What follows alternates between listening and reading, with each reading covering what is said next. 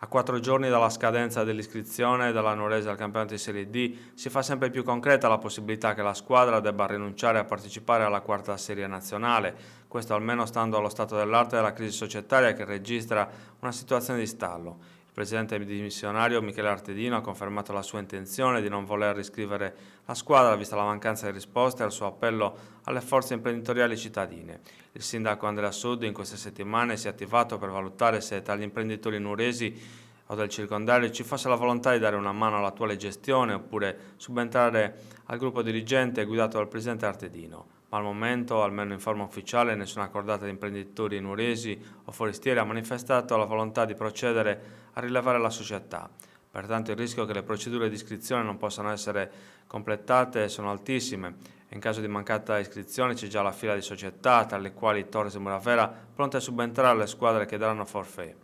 Ma non tutto è perduto e finché non si arriverà all'ora fatidica di chiusura delle iscrizioni fissata dalla Lega Nazionale Dilettanti alle 18 del 12 luglio, la speranza dei tifosi è quella di vedere per il quarto anno consecutivo la Nuorese in Serie D.